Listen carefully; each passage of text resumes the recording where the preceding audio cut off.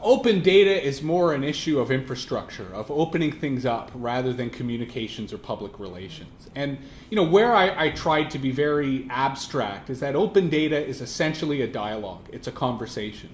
On the internet, success is generally achieved by release early and release often. The idea is to get it out there as quickly as possible. I recognize that there's issues of privacy, that there's issues culturally amongst the civil service, amongst the public sector, in terms of wanting to protect their jobs and protect what they do. So I'm not promoting a radical transparency of let's just remove all passwords to all databases instantly.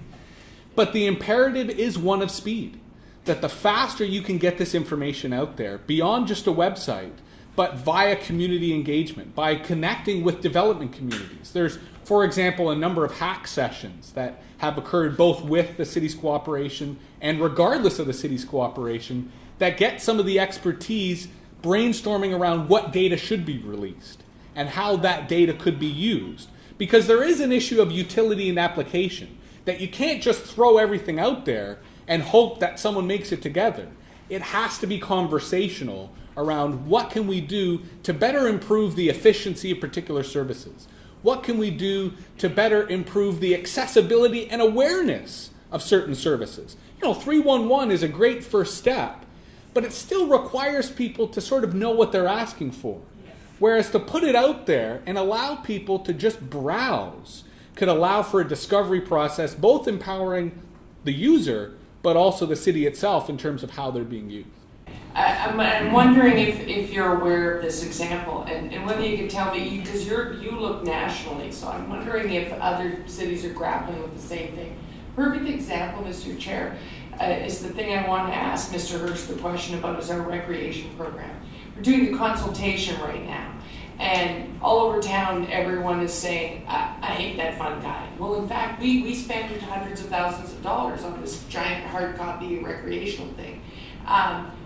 But now we want online registration, and so now we have a website. But it's based on our way of putting the fun guide that's fundamentally frustrating people up onto a website that's based on it, so it's still frustrating. We're trying to get the registration versus just opening up what's going on in every recreation center right now. Is that's where we're stopped? We're stopped at the just take a piece of paper idea and slap it on a website. You're asking us to go to that next. Well, and I think what you describe as that missing link is what I describe as the learning curve, the education, right, which is both making the data all available, but also connecting the actual program coordinators, the actual people in the rec centers with their users, with their constituents. And that involves actually training all of these different staff, which doesn't have to be costly, which doesn't have to be centralized. And could ultimately save. It could ultimately save not only a lot of money, but actually increase usage, actually increase enrollment so that more people are willing to pay because they love that yoga instructor, because they're communicating with that yoga instructor who's saying, look, I've got extra 10 spots. Why don't you let your friends know that there's room in the class? Yes. And I use Dufferin Grove Park as an example because Dufferin Grove has an incredible community that invests in extending that community online. Yeah. Right? It's not just about data. It's about the humans between the data. And the data itself is just the sea for all of us to play and make those human connections. So one last question: is it possible that we're really behind in this? Next week at FCM, there's a big city mayor's caucus, and Carl Zayer is the chairman, who's from Kitchener-Waterloo. Is it possible they're going to sit in that room, all the big city mayors? They're not just going to be talking about whether or not we can get some federal P3 money. They're going to be talking about open data because it's happening all across. I'm hesitant to say that we're behind compared to other governments. Where we are behind is compared to the private sector, compared to civil society.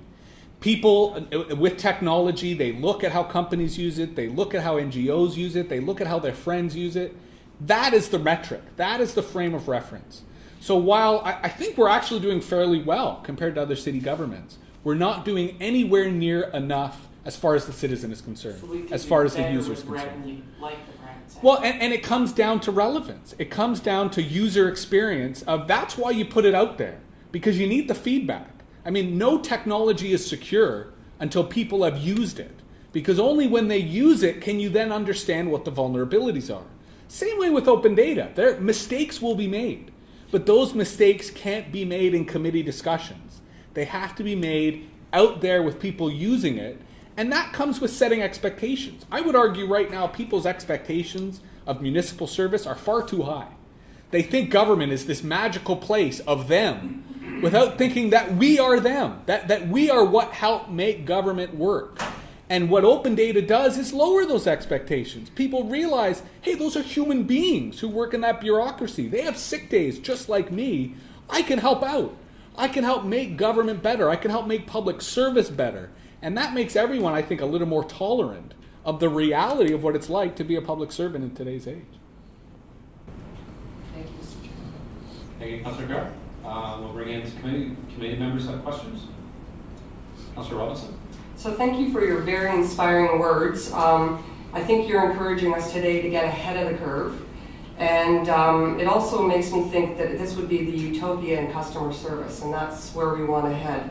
Can you give us 3 tactical, concrete examples of what we could do in the near future, citywide things, not drilling down maybe to Parks and Recreation, but citywide, that wouldn't cost any money?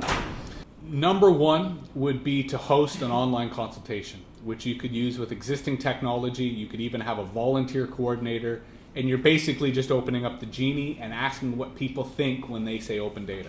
Very similar to the current consultation around services, but this is around the internet and how the internet, whether mobile technology, whether cloud technology, I mean, it grows so rapidly. This would actually be beyond just a zero cost. It would actually have high value because you'd be getting free intelligence. You'd be getting free R&D, free advice. Because while there are lots of high-priced consulting companies like myself who would like to charge you, there are far more citizens who will give it for free, who will provide information, who will provide a roadmap. It's not just Canadian municipalities, American municipalities, European municipalities. There's a lot of work that's already being done that could easily be collected and aggregated so that city staff would have a reference point and a roadmap of what to do and what the options are. The second would to have regular discussions internally, not open to the public, amongst staff and councillors, so you could talk honestly about the new transparency and how it will change city culture in terms of the staff.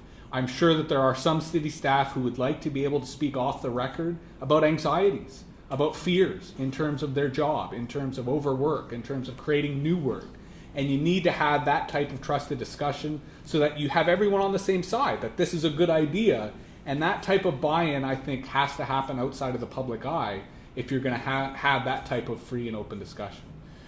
The third step to go back to the broader issue of public relations, it's almost as if you have to tell the public relations staff to stop, to back off.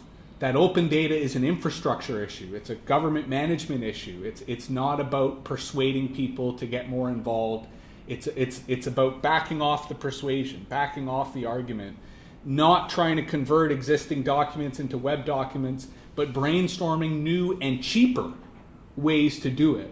Because really that is the whole moral. I mean, yes, it's about relevance, but fundamentally it's about efficiency.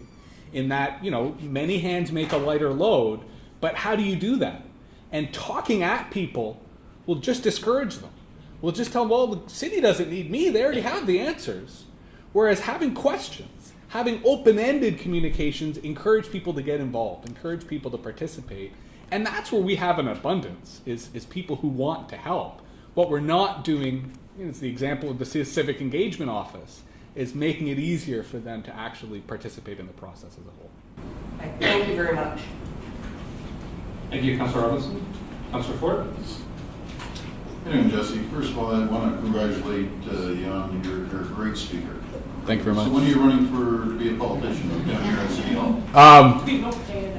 Probably not for a couple of decades. It wouldn't be the pay. I would happily do it for public service, but I just feel that the action is in the private sector.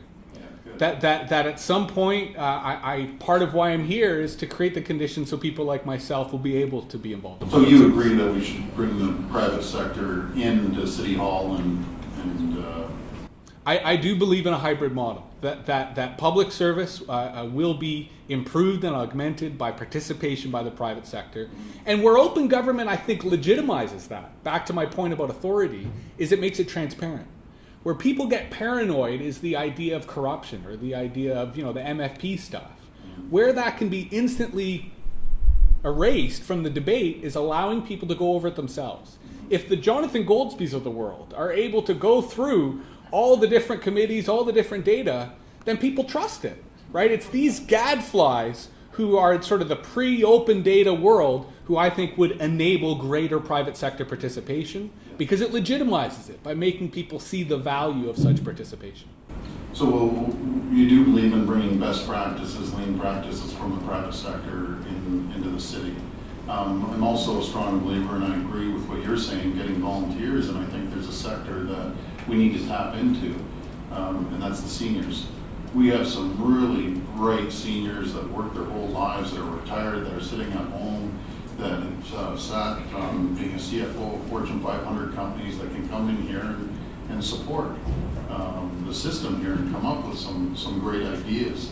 And one quick question. Have you ever looked online in the state of Florida or state of Illinois how they do all the purchasing and it's very transparent? Yes. So I take it that you'd agree with putting everything online, all the purchasing, so there isn't going to be any sole source deals that if you stick around, Well, and even further, deals around here. I think that would create a greater opportunity for private sector to see opportunities for savings, in which they could look through those types of purchases and see ways in which they could offer even cheaper bids. And again, it comes back to legitimacy, that when that is transparent, when all that information is out there, not just the purchasing, but the other side is the influence in terms of who gets access to. When all of that is transparent, I think people's issues around privatization dissolve. Because they see that it strengthens the public sector. It'll make it more competitive because there's a lot of companies out there that don't even realize that the city is buying, 3,000 pairs of shoes, and they might be in the shoe business or T-shirts or so on and so forth. So I agree, and I can assure you we're focusing on that to make sure all the purchasing goes online over the next little while. And we'll avoid all the sole source purchasing that's jumped 343% down here, which is disgusting. Anyways, thank you very much for coming in. Thank you. Councilor McConnell, do you have any questions? Or? No, thank you very much. It was very useful. Thank you. Thank you, Jesse. I just wanted to ask you in terms of Toronto and marketplace and open data. A number of jurisdictions, Councilor Ford mentioned the states. Is there a hindrance or roadblocks by the size of our market compared to and how we're doing it, or in terms of costing us more? Yes, if you do it incorrectly. I mean, certainly, for example, I'm generally against charging for data. That's part of the city, and part of it is just the cost of administering that charge. The easier you get it out, part of this does involve, I think, a shift amongst the IT department in terms of changing the technology they use to make it faster, to not have to convert the data, but share the data. So yes, the sheer volume of information we collect could be a cost issue, but it shouldn't necessarily. And to give one example, I mean, I tried to use the word open today in very generic form. Abstract is that open data is essentially a dialogue. It's a conversation. On the internet, success is generally achieved by release early and release often. The sector, in terms of wanting to protect their jobs and protect what they do. So I'm not promoting a radical transparency of let's just remove all passwords to all databases instantly. Development communities. There's, for example, a number of hack sessions that have occurred both with the city's cooperation and regardless of the city's cooperation that get some of the expertise that someone makes it together. It has to be conversational around what can we do to better improve the efficiency of particular services. What can we do to better improve allow people to just browse, could allow for a discovery process, both empowering the user, but also the city itself in terms of how they're being used. I'm wondering if I want to ask Mr. Hirsh the question about our recreation program. We're doing the consultation right now. And all over town, everyone is saying, I hate that fun guide. Well, in fact, we spend time putting the fun guide that's fundamentally frustrating people up onto a website that's based on it, so it's still frustrating. We're trying to get the registration. versus just opening up what's going is to go to that next. Well, and I think what you describe as that missing link is what I describe as the learning curve, the education, which is both making the data all available, but also connecting the actual program coordinator. Ultimately save. It could ultimately save not only a lot of money, but actually increase usage, actually increase enrollment, so that more people are willing to pay because they love that yoga instructor, because they're communicating with that yoga